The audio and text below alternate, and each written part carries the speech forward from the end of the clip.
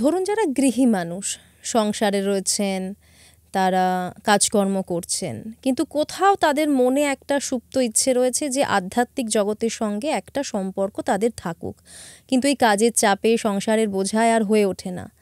তাদের জন্য কোনো সহজ রাস্তা আছে কি? যারা গৃহী মানুষ তাদের সবথেকে সহজ পথ হচ্ছে ভক্তি।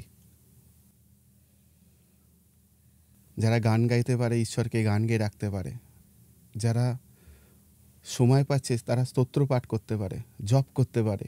বাড়িতে যারা মহিলারা রয়েছেন, রান্না করছে, পুজো করছেন, বাচ্চাকে খেতে দিচ্ছে, বড়দেরকে শুশ্রূষা করছে, কাপড় কাচ্ছে, বাসন মাজছে, সব কিছুর সঙ্গে সঙ্গেই কিন্তু তারা আধ্যাত্মিক চিন্তায় মত্ত থাকতে পারে। তো সেই ভাবে বিভোর হওয়াটাই হচ্ছে মূল কথা। এই ভাবে বিভোর হয়ে যদি কাজ করা যায়, ধীরে ধীরে ধীরে ধীরে ঈশ্বর তার কাছাকাছি আসতে শুরু করবে। আমরা জানি যেরকম বলা হয় উপোস, ঈশ্বরের কৃপা পাওয়ার জন্য আমরা উপোস করি। আসলে উপোস কথাটা ছিল না, উপবেশন কথাটা ছিল। উপবেশন, ঈশ্বরের কাছে উপবেশন, অর্থাৎ ঈশ্বরের কাছে মনটা এতটাই চলে যাচ্ছে যারা নাওয়া খাওয়া ভুলে যাচ্ছে। তো যারা এই নাওয়া খাওয়া ভুলেও ঈশ্বরের কাছে উপবেশন করতে পারেন তারাই ঈশ্বরের দর্শনের উপযোগী। আমি বলছি প্রত্যেকেই পারবে, শুধু একটু চেষ্টা করতে হবে। প্রত্যেককে চেষ্টা করলে সবাই পারবে। আর এই চেষ্টা শুরু হচ্ছে প্রাণায়াম আর ত্রাটক। প্রাণায়াম আর ত্রাটক যদি ঠিকঠাক কেউ করতে পারে সে অনেক দূর এগিয়ে যাবে খুব সহজেই। এই প্রাণায়াম ত্রাটক ঠিকঠাক করতে করতে তার আসন শুদ্ধিও হয়ে যায়। এই আসন শুদ্ধি আর প্রাণায়াম ত্রাটক হয়ে গেলে তখন সে জপ, ধ্যান এগুলো পরপর পরপর করতে পারে আলাদা আলাদাভাবে। তো এগুলো তার পরের স্টেপ। কেউ যদি প্রথম থেকেই ভাবে জপ করব, জপের সব থেকে প্রথম বাধা দেবে মন, দ্বিতীয় বাধা দেবে শরীর, পায়ে ঝিঝি ধরবে, পাটা ঘুরছে। যদি স্থির না হতে পারে তাহলে কিন্তু জপ বা ধ্যানের ফল হয় না।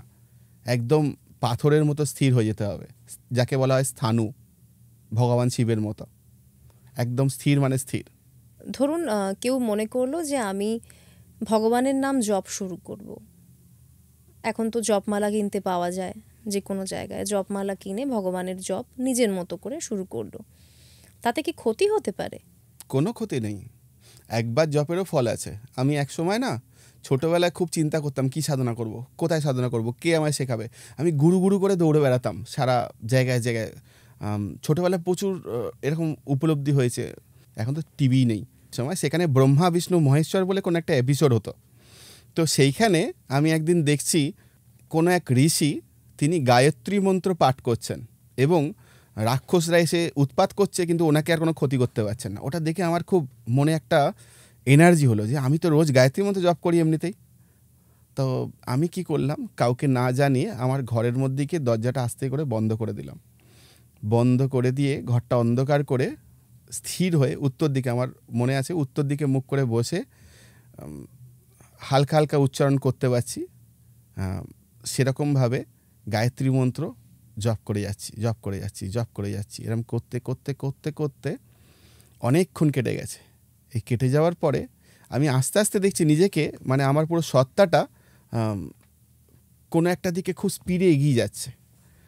তো আমি নিজেকে পুরো ছেড়ে দিলাম সেই সময়। তো স্পিডে যেতে যেতে যেতে যেতে দেখি একটা মহাকাশের মতো জায়গা, গ্রহ নক্ষত্র কিচ্ছু নেই, একটি ত্রিভুজ আমার স্পষ্ট মনে আছে, চোখের সামনে ভাসছে এখন একটি ত্রিভুজ। সেই ত্রিভুজটি তো অ্যান্টি ক্লকওয়াইজ ঘুরছে ত্রিভুজটির একটি কোণায় ব্রহ্মা, একটি কোণায় বিষ্ণু এবং একটি কোণায় মহেশ্বর বসে আছেন। এবং সেই ত্রিভুজটির চারদিক দিয়ে বিভিন্ন রকম পাপড়ির মতো এবং বিভিন্ন দেবতারা সেখানে অবস্থান করছেন। তো এরকম অবস্থায় সেই ত্রিভুজের মাঝখানটায় আমি বুঝতে পারছি যে একটা শক্তি রয়েছে, যে শক্তিটার সঙ্গে দীর্ঘইকারের কোনো সম্পর্ক রয়েছে। আমি আজ অবধি বুঝতে পারছি না কী সম্পর্ক সেটা, আমাকে বলার মতোও কেউ নেই, বা যাই হোক। তো দীর্ঘইকার বলে কিছু একটা শক্তি রয়েছে সেখানে, এরম কিছু কিন্তু আমি কোনো বইতেও পাইনি আজ অবধি। প্রচুর বই পড়েছি। ঈশ্বরের দীর্ঘই বলছেন? হ্যাঁ, না না, ঈশ্বরের দীর্ঘই না, এটা অ আ কখার। তো এরকম হতে হতে আম, আমার অনেকক্ষণ খুব আনন্দ লাগছে ওই পয়েন্টটার দিকে, ওই ত্রিভুজের পয়েন্টটার দিকে তাকিয়ে থাকতে। আমি তাকিয়ে আছি এবং আমার হঠাৎ মনে হলো যে আরে বহু বহু সময় কেটে গেছে, প্রায় এত ঘন্টা এত মিনিট কেটে গেছে আমাদের, আমি যেখানে আছি। তো বলতেই আমি ওখান থেকে দাঁড়িয়ে আমাকে দেখছি প্রচুর দূরে একটা গ্রহের মধ্যে যেন, এবং ওই দেখলাম জাস্ট তারপরেই দেখি আমি আমার শরীরে, এবং ঘড়ির দিকে তাকিয়ে দেখি আমি ঠিক যত টাইমটা ভেবেছিলাম ওখান থেকে ঠিক ততটা টাইমই কেটেছে ওখানে, বেশ অনেকক্ষণ টাইম কেটে গেছিলো সেটা। তারপরে আরও কিছু কিছু পরপর পরপর ঘটনা ঘটতে থাকছিল, এইটা হবার পর থেকেই হতে শুরু করেছিল। তো এরকম ওই যে বললাম দীর্ঘই কাঠটা, এটা বোঝাবার জন্য বলছি, এরকম একবার হয়েছিল পুরীতে আমাদের একটা বাড়ি ছিল। আচ্ছা। তো 4 মহলা একটা বাড়ি ছিল। তো সেখানে নিচের তলায় আমি একদিন বসে মেডিটেশন করছি। তো প্রথম অনেক ছোট, তখনও অনেক ছোট, মানে এর থেকেও অনেক আগের ঘটনা। তো সেই সময় আমি চোখের সামনে এখানে দেখেছিলাম আজ্ঞাচক্র, পরবর্তীকালে আমি দেখেছি যেটা হ আর ক্ষিয় এই অক্ষর দুটো বাংলাতে লেখা, আমার নিজের চোখের মধ্যে আমি নিজে দেখেছি। এবং তখন আমি জানতাম না এগুলো কী ব্যাপার। আমি বললাম এটা কি, হ আর খ, আমি ওটাকে খাতায় লিখেছিলাম যেটা এরম কেন দেখলাম, এবং ওটা বেশ জ্বলছে, বিদ্যুতের মতো জ্বলছিল। হ আর ক্ষিয় এই প্রত্যেকটা অক্ষরে কিন্তু ভ্যালু রয়েছে, কিছু না কিছু রয়েছে। আমরা যতই ভাবি, হয়তো সাধারণ কেউ ভাবছে আমি বিশাল কিছু, আমি কিন্তু কিচ্ছু নই। আমি এখনও আমিও খুঁজছি, সাধারণ মানুষও খুঁজছে, তোমরাও খুঁজছো হয়তো, আমিও খুঁজছি। হয়তো আমি কিছু এক্সট্রা দেখেছি, এইটুকুনি হতে পারে। আপনার খোঁজাটা হয়তো একটা দিশা রয়েছে, আমাদের খোঁজার এখনো পর্যন্ত কোনো দিশা নেই। সেটা হতে পারে। সেটার কারণ হচ্ছে মানুষ কনফিউজ, কে ঠিক কে ভুল মানুষ বুঝতে পারে না। কারণ সে দূর থেকে দেখছে যে ঠিক সেও বলছে আমি ঠিক, যে ভুল সেও বলছে আমি ঠিক। একজন সাধারণ মানুষ কি করে বুঝবে যে কে ঠিক কে ভুল? এটা বোঝার একমাত্র উপায় হচ্ছে তাকে কিছুটা এগোতে হবে। এই জন্যে আমি তোমাদের সবার কাছেই বলবো যে কে ঠিক কে ভুল বিচার না করে নিজেরা এগো। একটু এগোলে নিজেই বুঝতে পারবে। নিজেরা যখন কিছুটা এগোবে না, বুঝতে পারবে যে এই স্টেপে উঠেছে, আমি এই জিনিস নিজে অনুভব করছি, কারোর মুখের কথায় না, আমি নিজে অনুভব করছি।